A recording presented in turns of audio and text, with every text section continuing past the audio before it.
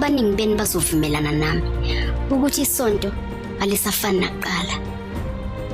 Isonto bekuyindawo lapho ekuhlangana khona abantu ngenhlonipho nokukhonza uNkulunkulu ngothando.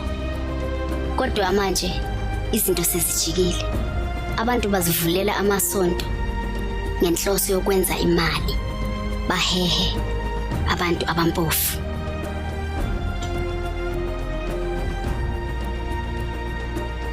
Ubhuti wami, umprofeti uMpuro ongasekho, nami singabanye babantu abenza kanye lokho. Sasiheha abantu, sasivulela isonto, siqamba amanga ngenhloso yokugeza imali kabhuti awayeyenza ngokudayisa isidakamizwa. Ukuqala kwesonto likaBhuti saqala ngokulanda abantwana nabantu abadala eHillbrow ababengenayo indawo yokuhlala. Labantwana sasibalandela ukuthi sibatraine ukuze sibethembe, basisize nokukhulisa isonto. Mina noBhuti besazi ukuthi kwenziwa kanjani uma ufuna ukusendeza umuntu eduze. Ngokusebenzisa abantwana besazi ukuthi abantu ngaphandle bazobadabukela, babazwele, benze ngobuningi esontweni lethu. Nilale kahle phofu bantwana bami? Ewe. Nyani? Ewe. Senihlamukile? Ewe. Sizofunda ke isifundo sokuqala sanamhlanje sale nkonzo. Ngiyandiva? Ewe. Ngifundisa ngeprogram yale qaba. Siqala ngezifundo zomoya, singakenzi into. Izifundo zantoni? Zomoya. Singakenzi into, singakahlali, singakenzi into. Siqala ngazo ngoba yiyo into ebalulekileyo kule qaba. Ngiyandiva? Ewe. Sizothi xa sigqiba niphume niye ngaphandle niyohlamba, nitye, niphinde nibuye sizonixelela uba kwenziwa ntoni emva koko. Ngiyandiva? Ewe. Singaqala ke ngezifundo zantoni? Zomoya. Like nababona mama esicaweni xa bevuka ngomoya besiwa phansi. Ubona indoda endala ingabe nesuti netayara isiwa. Akukho kwamoya kuloo ndawo, bayazenzisa. Yonke loo nto iyapraktiswa. Namhlanje sifuna unifundisa ukuba yenziwa njani loo nto. Sizoyipraktisa side siyibambe, silile, siwe, sivuke ngumoya. Ndifuna uba sithi xa sisiya ezicaweni nasezifeni bantwana bam, niwe, nilile, nivuke ngumoya. Niyadiva? Ewe. Sizoyifunda ke loo nto namhlanje. Sizoyifunda, sizoyazi. Mazedeni ndicela usondele. Nani bomama ndicela nisondele apha ebantwaneni.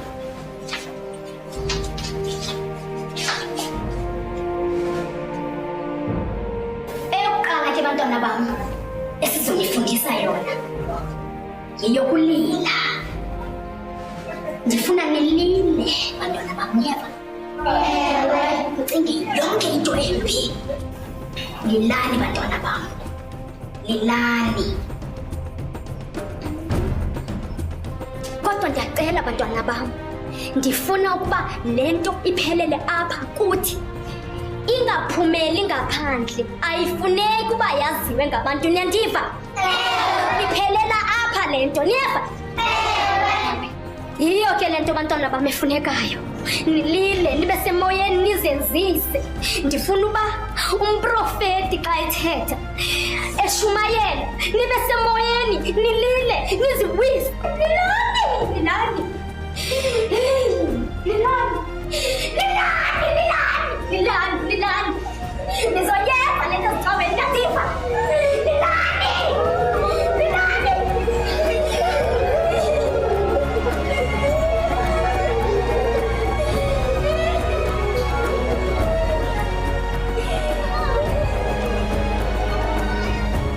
Kanti labantwana bekulula kabi ukuthi basilalele ngoba bebazi ukuthi baphila ngathi. Ukudla, indawo yokulala, ngisho nempahla zokugqoka bekungelula ukuthi bangalaleli ngoba bebazi ukuthi bazophelelwa yiko konke. Izinto ezifana nalezi izona ezakhulisa isonto likaBhuti. Abantu bebesuka ndawo zonke, eNatali, eKoloni, bebeza ngobuningi bonke, abagulayo bazi nje ukuthi bazophiliswa esontweni likaMprofeti uMpuro.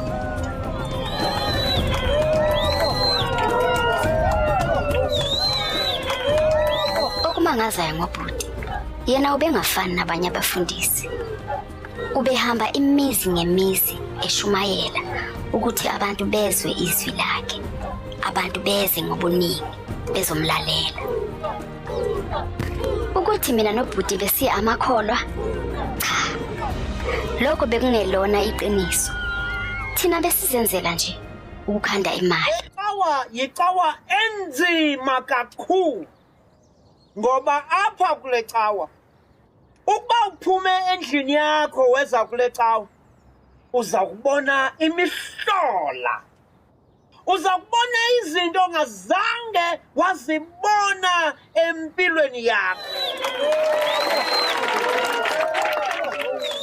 Yabona all over apho ndihamba khona abantu baba nomnqa ngoba babona into abangayiqhelanga. Abalandeli abaninzi abalandela uMprofeti uMpuro. Naphina apho ndihamba khona kuthethwa into enye. Abantu bathi umoya wale cawa unzima ngoba umoya olapha uyaphilisa. Ogulayo uxhuma ahambe abe nguqingqo ephile qethe.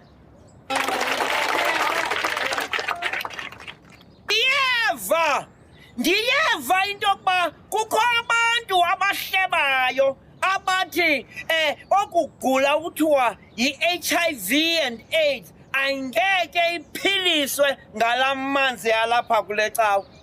Bangobani bona ezo nto ezo zithetha loo doti? Bangobani? Thina apha ngala manzi siphilisa zonke izifo, siphilise nalo HIV. Ithini amen kuloo ndawo? Amen. Abantu ababegula yiyo namhlanje ababethelwa nangudo baphile qethe ngoba batye amanzi avela kuNkulunkulu. Andithethi mna ngotywala, andithethi ngewhisky, andithethi ngebrandy, andithethi ngewine, ndithetha ngamanzi. Into emsulwa ecocekileyo. Bantwana benkosi, bajongeni abatata, bajongeni into babanjani. Yiwine, bazingcwelerha nee-victims zesiselo esivalelwe embodleleni. Uthi xa ugqiba uyisela, uthi xa usithi uyayilahla, ithi vuvuvuvuvuvuvu ndini. Ithi ulivukuvuku ngoba seyaqala yagqiba ukwenza ivukuvuku. Khangelani man, namhlanje nantsi icawa kaMpuro igcwele ngabantu okuthiwa zihobo. Nazihobo zize ecaweni ngoba ziyayazi into yokuba kule cawa zizawufumana impilo from a simple thing called water, amanzi. Kanithi amen kuloo ndawo? Amen. Kukho icawa endingazozibiza ngamagama apho umfundisi yena qala gaqa uya kumbona ephethe ijagi egcwele iwayini. Bayanilahlekisa, banilahlekisa ngazo zonke iintlobo zezitori. Ndike ndive xa ndihamba phakathi kwabo bethetha ngenye imini isimanga esenzeka eKana, bathi kwaphela iwine.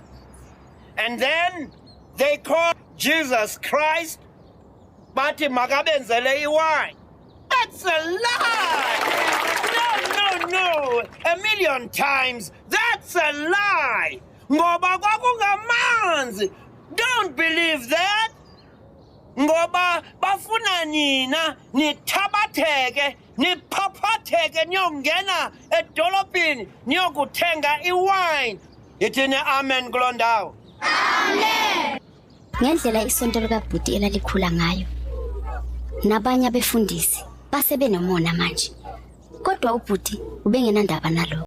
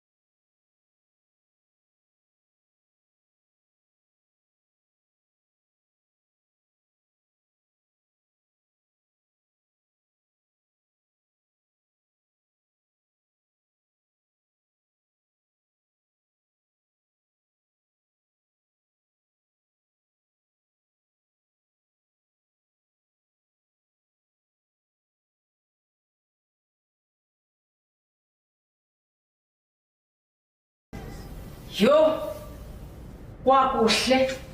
Usandoyithenga nale ndlu bhuti? Hayi, indawo sisandungena kuyo. Hayi inhle. Akulahlekanga kodwa sisi. Hayi endahlekanga kakhulu bhuti. Sisi ndingakumoshelanga ixesha. Kukhona into endikubizele yona, ndicela uxolo ukuba ndikuqubule ndikhawuleza ufike. Okokuqala ndifuna ukwazisa eli nenekazi endihleli nalo apha. Igama lakhe nguPheni. Njengoko ke usazi ingxaki endandinazo noMabuthelezi, safikelela esiphilweni sokuba masohlukane naye. Ngoku ndizifumanise ndinesithukuthezi, ndathi mandizifumanele umlingane kuye ke. Bhuti, andazi ke. Kodwa ke xa usitsho uba umthandile. Kodwa mna ngokokwam bendingathandi into yokubana ulinde okwexeshana nazane. Sisi, ngilinde sazane ntoni? Siyazana nje. Mna ndifuna utshata naye. Akekho umfundisi ongahlala engenamfazi. Andikuphikisi bhuti. Kodwa bengicinga uba uzinike ixeshana umazi umuntu. Sisa ndikubizelanga loo nto apha. Into endikubizeleyo ndikubizela ukuba mawenze amalungiselelo omtshato kuphela. Nalapho umeme abantu nje abaliqaqobane limbala. Abantu nje abayi-10 or 11 andifuni intlaninge yabantu. Nantso ke into endikubizeleyo. Okunye sawukwenza mna. Ewe bhuti, ndizokwenza njengoba ufuna.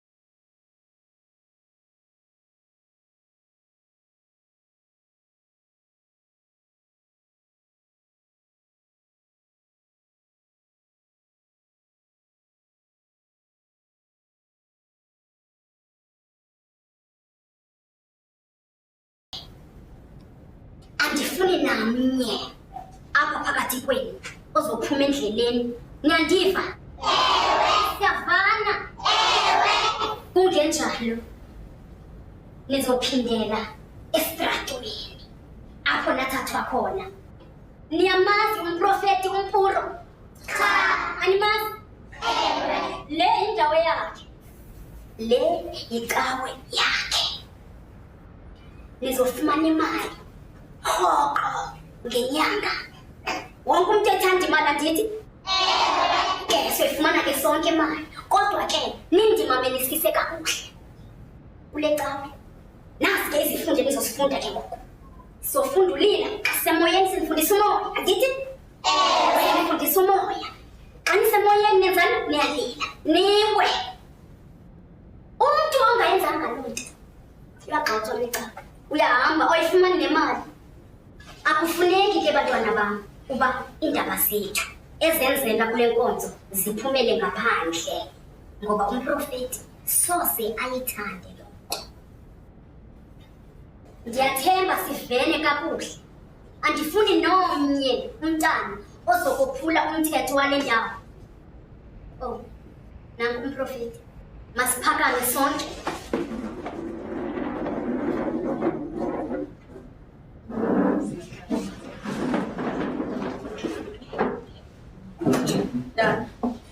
Naba bantwana njengokuba bewutshilo ndicela ubamkele. Bantwana bam, egameni likaYesu Kristu ndinamkele. Kuza kufuneka niziphathe njengabantu abahleli endlini yenkosi. Niziphathe njengabantu abanjani? Abahleli endlini yenkosi. Ndiyathemba into yokuba umama uMagumede ongusisi wam unixelele konke okufunekayo apha endlini yenkosi. indlela enizawuziphatha ngayo, nokuba izinto zalapha aziphumeli ngaphandle. Andifuni mntana oza kuphuma nezinto zalapha ekhaya ayozithetha ngaphandle. Iyavakala? Ewe. Lona ufuna ntoni na phakathi kwabantwana? Bendingatshongo sisi into yokuba ndifuna abantwana. Ihobho iziswe ngubani apha? Hayi bo bhuti, andimbonanga. Yendoda, ungene njani apha? Hayi bo bhuti, kusenokwenzeka uba ngoodrayiva. Khange ndimbone tu. Ndibone abantwana bodwa mna. Yendoda, oh. Andijonge. Phuma man! Phum! Andithanga ndifuna abantu abadala apha. Phum! Ziswe into na?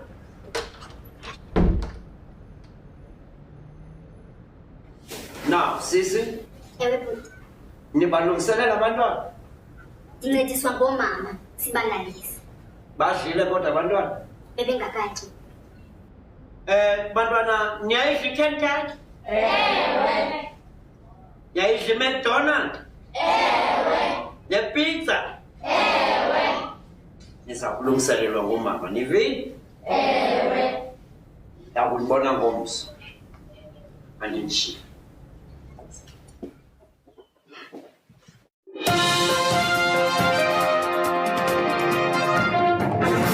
Welcome to the show. My name is Nolwazi, and today we are joined in studio by the one and only most spoken about Pastor Innocent Mburu.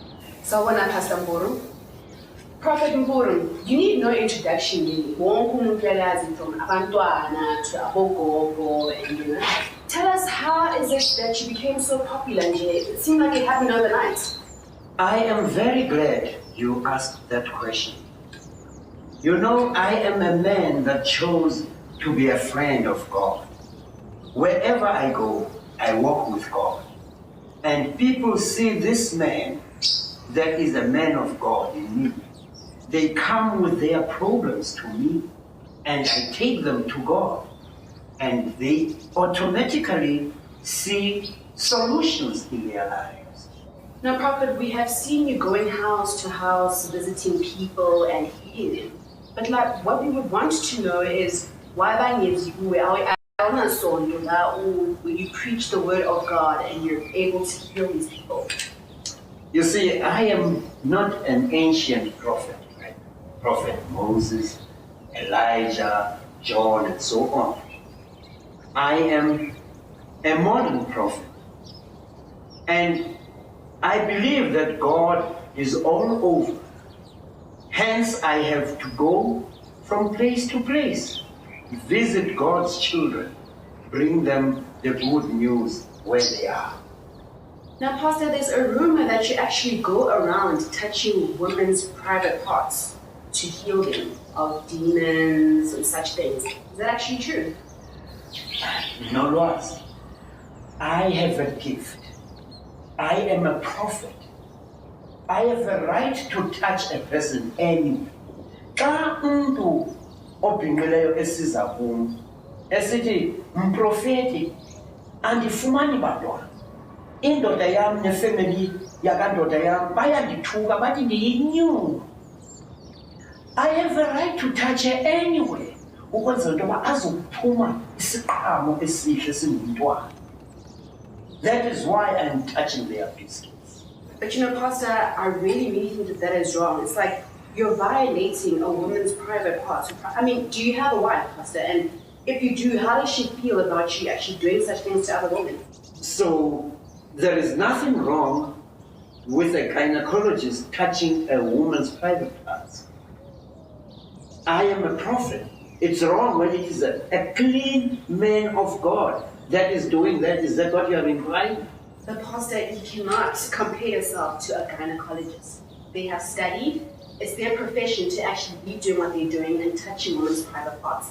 You have no, I don't understand how you can just go to any random woman and stick your fingers, you know, wherever you feel is suited for you.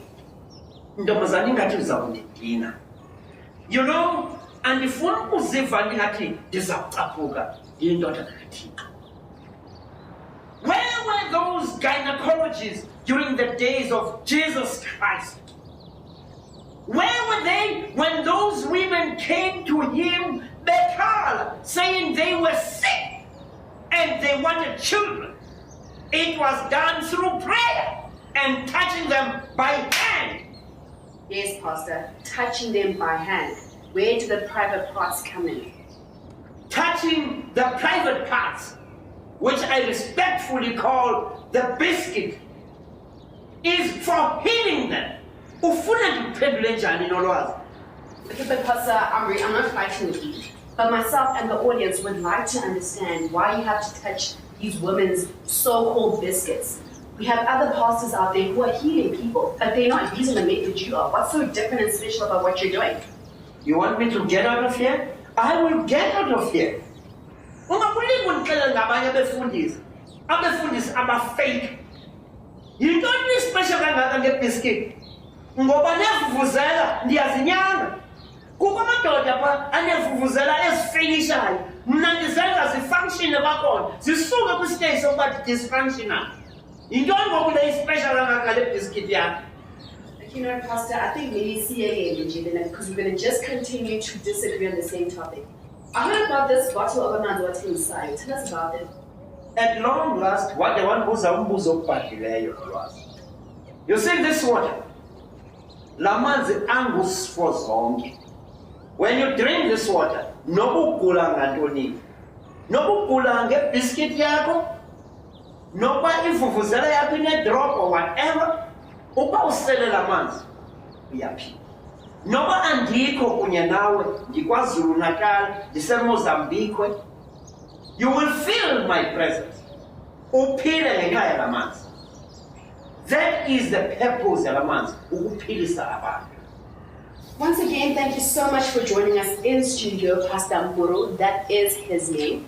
Make sure that you do join us again next week, though. Same time, same place, right here on One on One.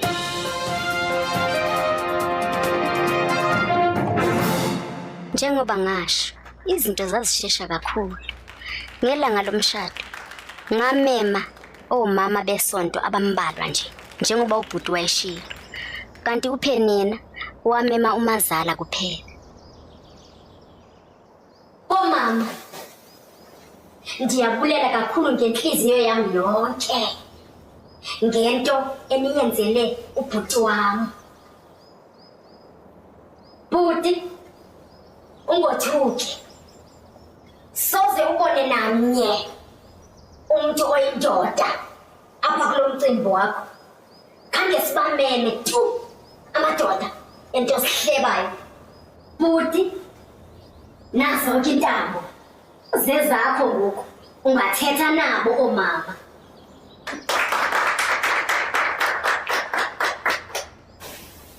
Makhosikazi, dadewethu, sisi. This is awesome. I am overwhelmed by your actions.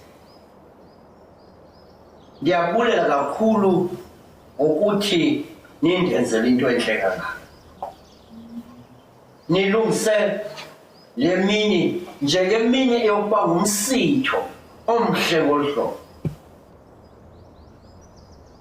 Nindivumele ukuba le nhliziyo endikhonza ngayo uYesu Kristu inkosi ephilayo ingabe buhlungu ngenxa yento yokuba nise iso kwizinto ezininzi ebeziya kundikhubekisa.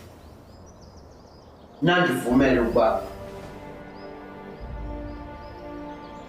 ndizikhethele into endiyithandayo.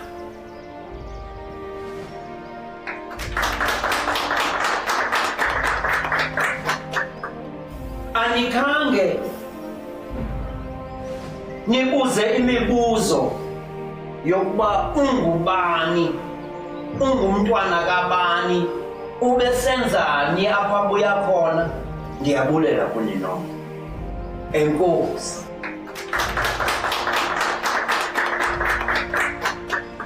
Bomama, bhuti,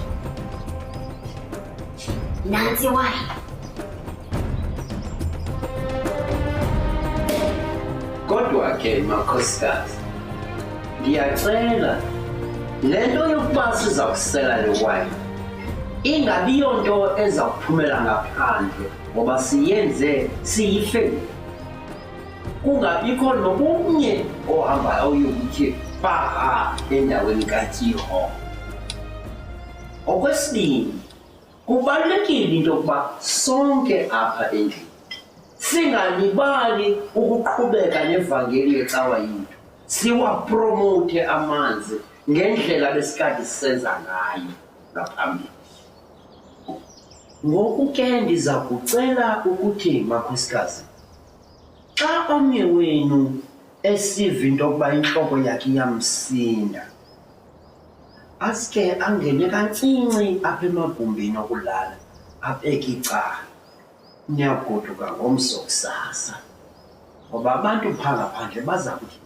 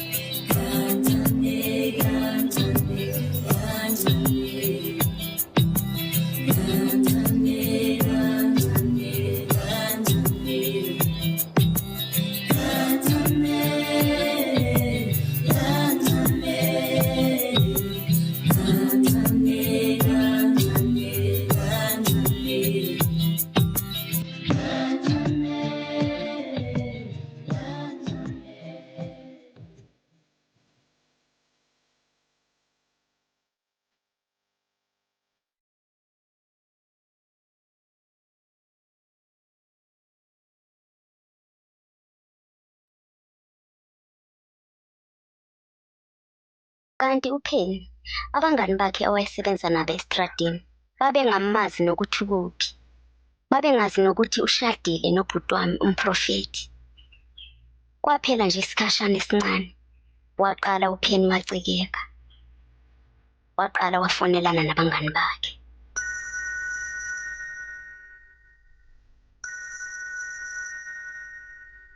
Penny, Hey girl, what's up? listen girl, we don't do prostitution anymore. It's shit. I'm married to Prophet Mpulu, the millionaire. What? Pasta? A millionaire pasta? Give me the address. Give me the address. I gotta stand now. Give me the address. 6615 Peachland Vista. You can come, he's not around. He's only coming back on Thursday. Girl, get dressed. Katie's married to the millionaire pasta.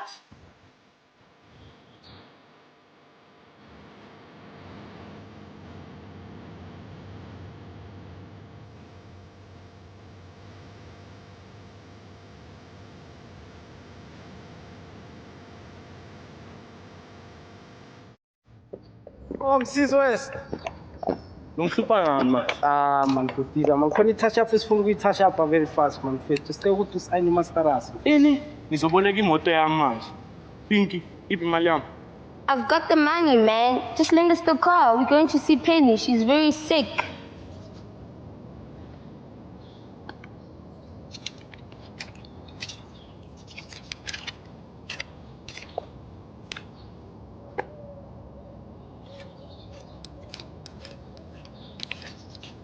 Wafethu ngiyayibona le moto ayina scratch. Cela ibuyele wayingakhona.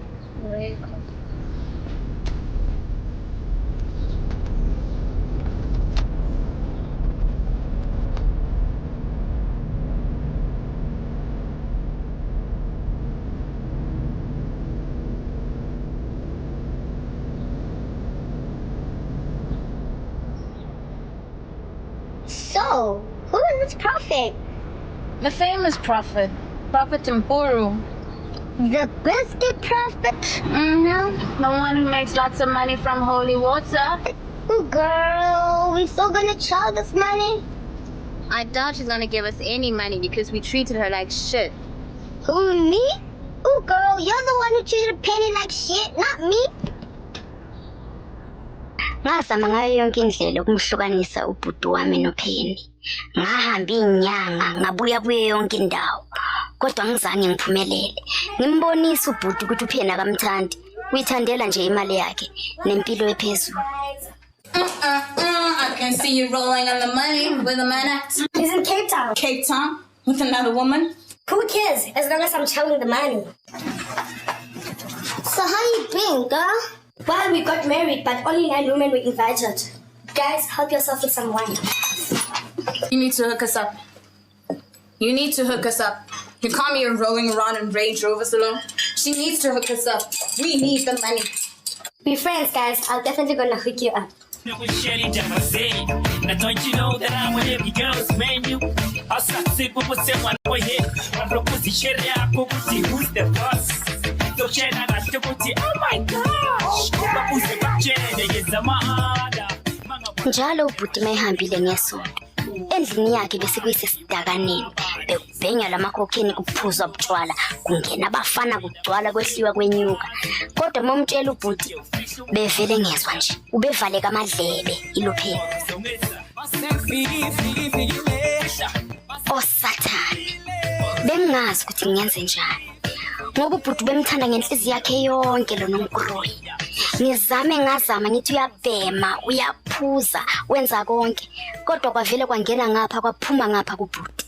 Kodwa ngelinye ilanga ngathi ngibuye edrobheni. Ngamfica uNonkulunkulu ecula, eneme. Ngasondela ngathi ake ngiyobheka ujatshuliswa yini kangaka. Okwangisolisa kakhulu ukuthi wathi kubhuti uyagula. Uma ubhuti emcela ukuthi bahambe bonke baye esontweni eCape Town. Kodwa manje nangu uyacula.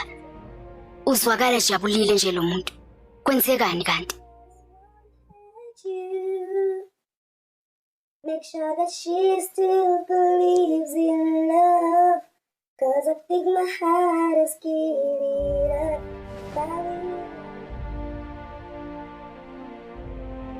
Ngambona enza into engakaze ngayibona nangelinye ilanga. Kodwa bake bangitshela. Bathi uma umuntu wesifazane enza lento, usuke etholele ukubathi in-new love. Ngazitshela ngathi uma ubhuti engahlukani nalo noNkroyi, kuzohamba mina kulomuzi.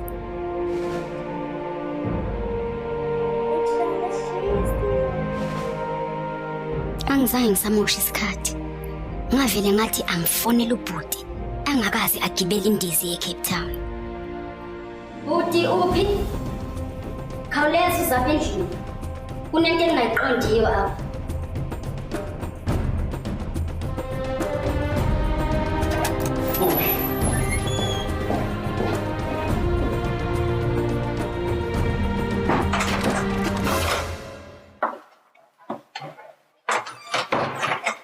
Sisi, kwenzeka ntoni apha?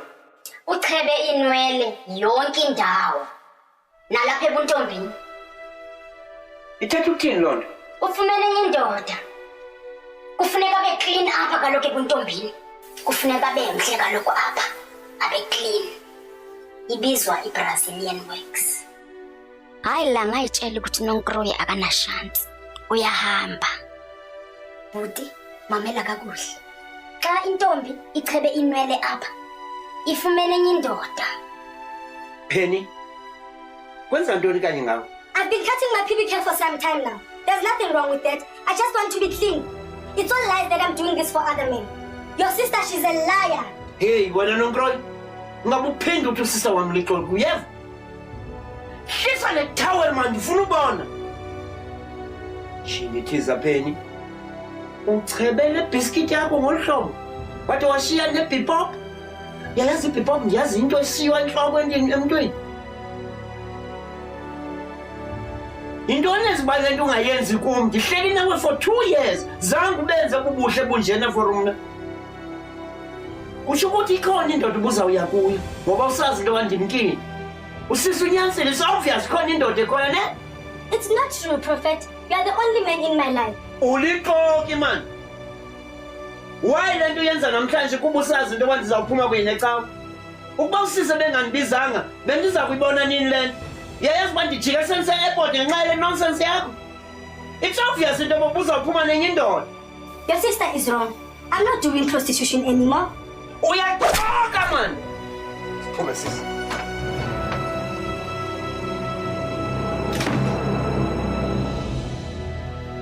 Hayi la. Ngangicabanga ukuthi sekuphelile konke. Kanti kunamanga. Ngezwe ngobhuti sengibiza nje esethi angihlale la endlini ngimgade ukuze angaphumi. Le ndaba kaPhenny yokugunda ebuntombini ayizange emphathe kahle neze ubhuti. Kangangokuthi nabangani bakhe basho ukuthi kuyiqiniso ukuthi umuntu wesifazane mayegunde ngale yandlela usuke ebona enye indoda. Hayi ke manje i-team yakhe yebhola ibithi mayidlale kabi noma iluza akhiphele sonke stress sakhe kuye.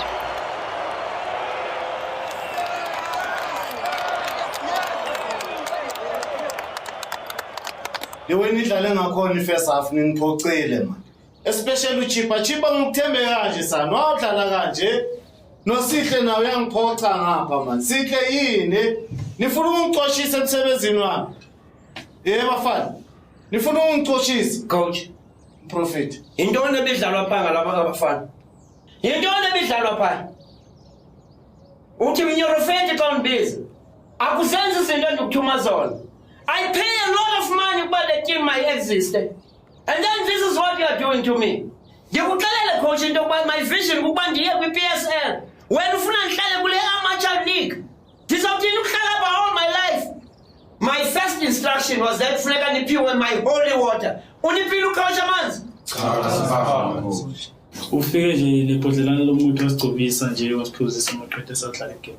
Coach, my instruction was ama-players wam mawasele my holy water. Amanzi athandazelwe ndim. Now wena uhambe uyakulanda amayeza amaxhwele wakho ngapha mdaka abayedeni. Uzokuwaseza ii-players zam. Bazawuthini ukungaluzi? Ndithe amanzi coach. Amanzi. Hayi ubhuti wami i-stress besimshaya ngempela. Ubesikhiphela kuye wonke umuntu. Okunye futhi wena Chipa ndiva kusithiwa ubungakhempanga busidla ibiscuit the whole bloody night. Yintoni uyenzileyo? Wawuvephi iplayer ezakudlala imatch isidla ibiscuit? Ndandiyajonga ukuthi ibiscuit notywala zingena ematchini. Andizakadithi ukushaya khona hayi ubhuti bese kungathi bamthakathile. Ubeshaya yonke into phambi kwakhe. Nami nje ubeka ngisikazi engithusa nje mangabe ngiyenzanga into eyifunayo. Wena Mjomani ndiva kusithiwa uyahamba uza kujoyina i-Orlando Stars. Inyani loo nto kwathi? No, Prophet. Yeah, no Prophet. Yabona andifuni kaka kwathi? Yes. Mina bese ngihlala emzini kabhuti. Ngigadane nalo noNkroyi. Kwake kwangifikela ukuthi ngimbulale. Ngake ngavashela inyanga kabili kathathu. Kodwa ubehlakaniphe kabi. Ubengakuthinta ukudla kwami namanzi. Kodwa ngazitshela ngathi ngelinye ilanga ngizomthola.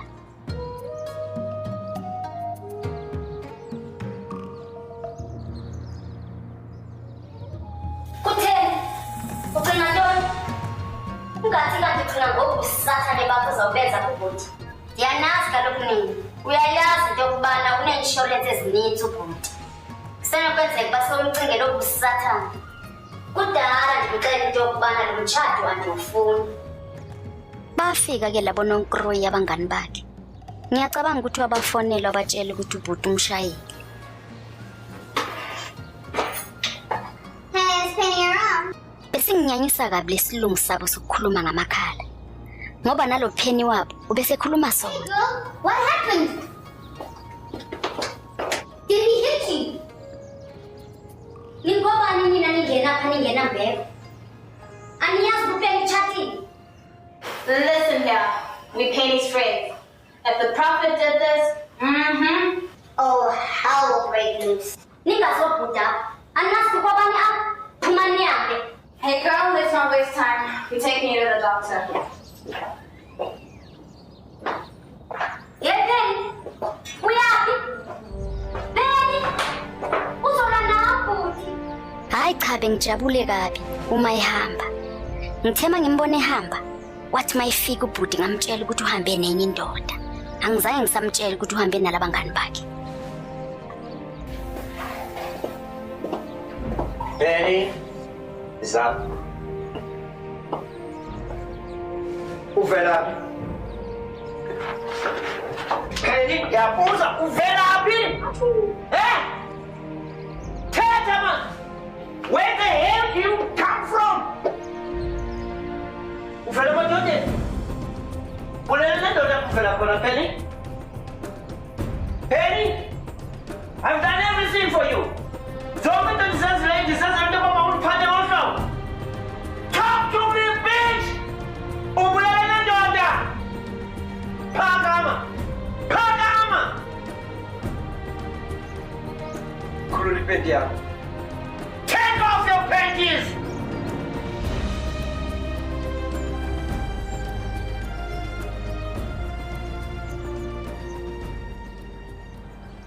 Ngajabula ngafa uma ubhuti emhlola ngoba vele bengazi ukuthi wayelalile nenye indoda.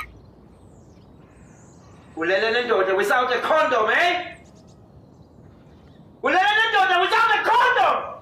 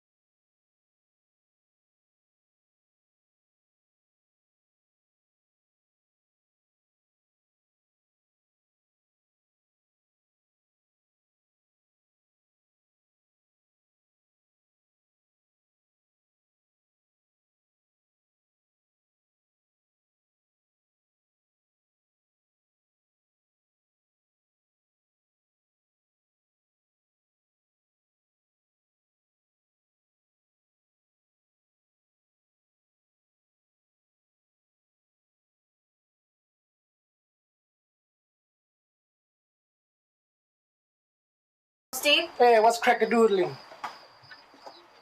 Yay! What happened to you? We need you to take us to Alexandra. There's something we're looking for. What be that? Alpirim. Oh, Alpirim. That rat poison stuff. I got that stuff. So what you need it for? Ah. So you need it for the profit now, eh? Oh, I see. Am I right? Let's hit the road, guys. Let's not waste time. I got the stuff. Let's be out. Your shirt? Nah, I don't need that, man. I'm fine like this. Let's go hit this fast.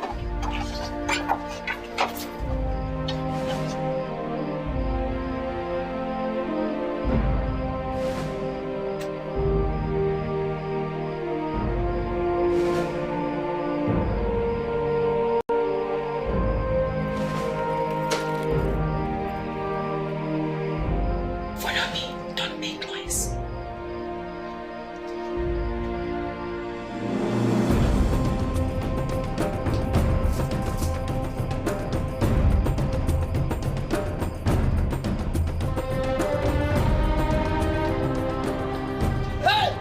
Hayi bo. Ufuna ntoni bhuti? Hayi man! Ufuna ntoni? Ufuna imali bhuti? Dinayo inini. Oh bhuti. Oh no. Penny. Oh Angel, intoni ngoku?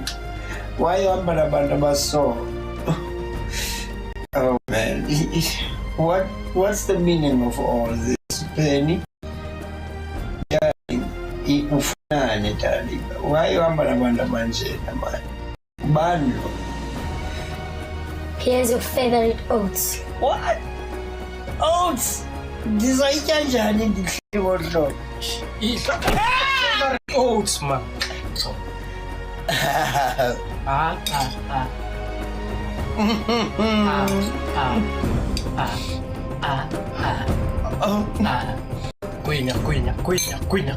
Quenya.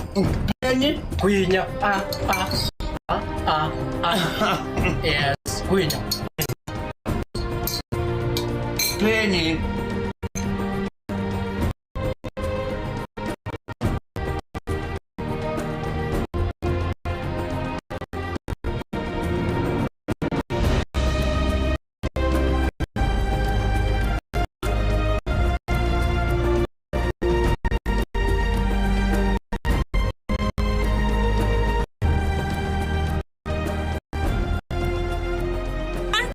Whiskey, anti-tati, brandy, anti-tati, wine, ngithetha ngamanzi. Bangobani bona zonto ezo zithetha ngokuthi bangobani? Asasiku kusemwana boye, wanokuzishaya ukuthi the boss. Nilile nibe semoyeni nizenzise. Ndifuna uba umprofeti xa ethetha. Shumayela nibe semoyeni. Okunye futhi. Wena chipa ndiva kusibuka kempa. Busa biscuit. The whole bloody night. Chipa ndiva kusibuka kempa. Busa biscuit. Oh bloody night.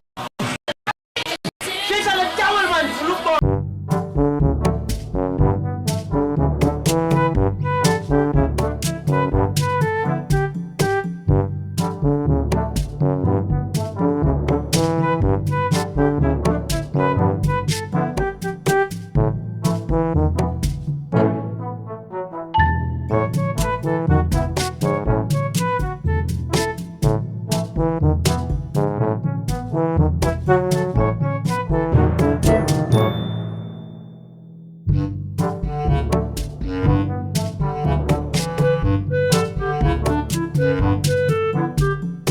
With your favorite publication every payday Friday.